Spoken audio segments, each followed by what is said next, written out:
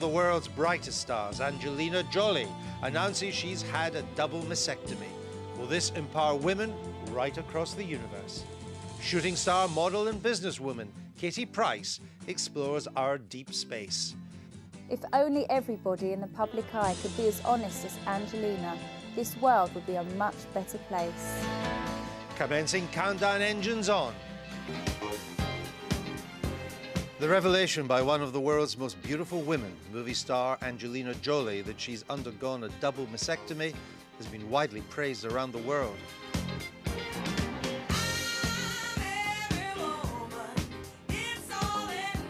So will her honesty help empower women to take further control of their lives and their bodies in a way that the words of politicians often fail to achieve? I think she's a very brave lady to not only to carry on with her work so well during such treatment, but also to write about it now and talk about it. This week, the Archbishop of Canterbury's daughter, Catherine Welby, spoke openly about her ongoing battle with depression, a subject that's always been surrounded by stigma and innuendo. The turning point for me was when I started to think of it as an illness rather than me. And that's when I began to be able to have the space in my head to work out coping. So do highly personal statements help empower and give people the strength to stand tall, just like the 1920s, when women achieved the right to vote and to control the height of their hemlines? Or are we fooling ourselves that a woman's image is no longer considered their most important attribute?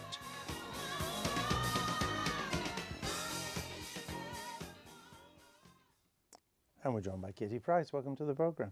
Hi, I'm glad you've got me up. It's very late. I know that. But, you have to do your duty by Yes, public you do. service broadcasting. Exactly. We're right in thinking, aren't we, that Angelina Jolie's done something quite extraordinary this week?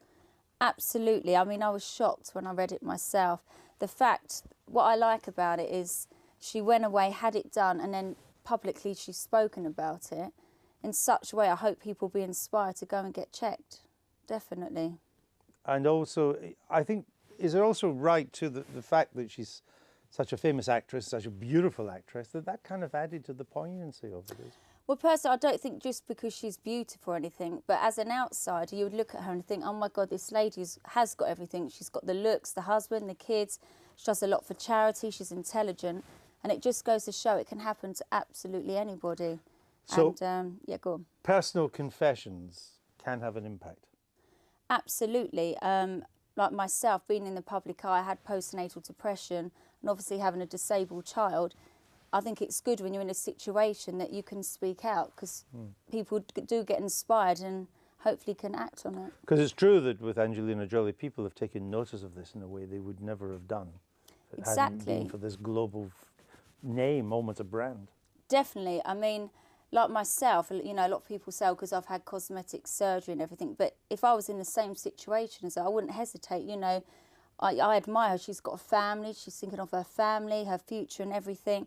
I think it's fantastic, and I would do exactly the same thing. So, Tessa, well, does an act like this, does it empower women? Does it embolden women in the world?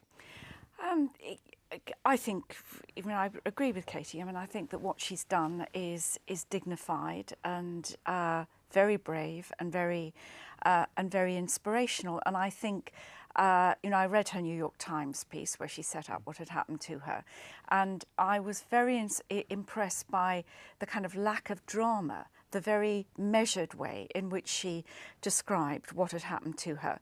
But I think that, the organisations that, have got a huge amount of expertise in this would say that of itself is not enough to reduce the avoidable deaths from breast cancer.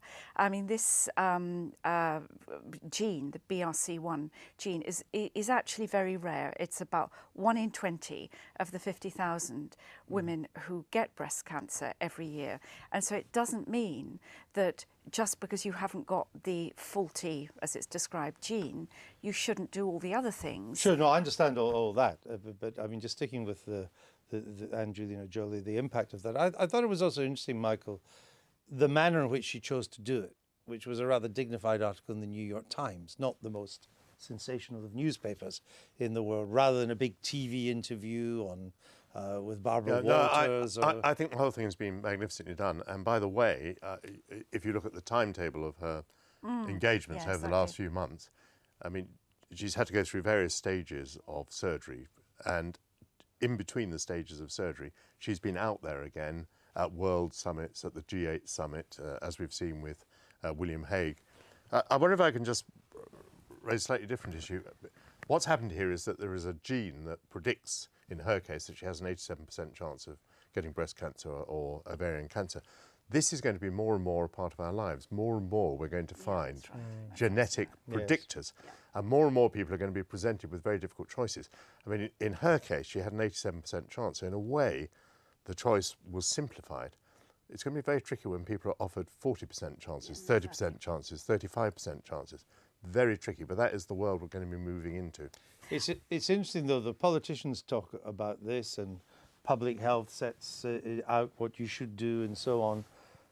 But to capture the public imagination, it often takes a major celebrity to get us talking about it. I agree, you know, politicians, they speak out and stuff, but on another way, if you are in the public eye, it can be just as powerful as a politician in that's what I think personally.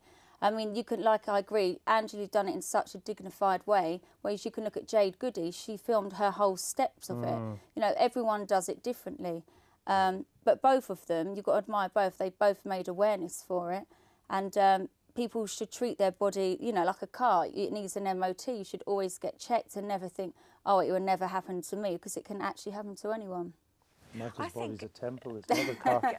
Andrew, I think there's also another issue here, which is tackling taboos, because you know, there is. That was a big element of her statement. Exactly.